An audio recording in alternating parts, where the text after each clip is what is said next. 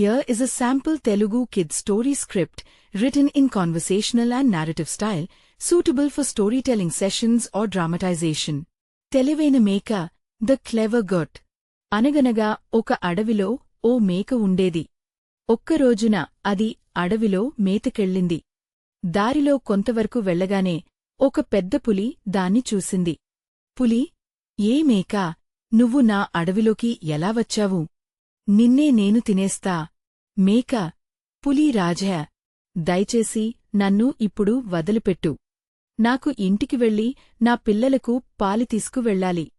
వాళ్లకు తినిపించాక వెంటనే వచ్చి నిన్ను తినించుకోమంటా.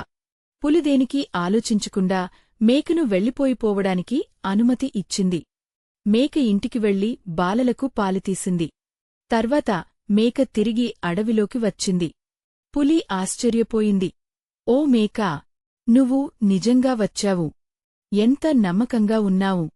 ఆ మేక, చేపాడిన మాట నిలబెట్టుకోవడమే మన మానవత్వ లక్షణం.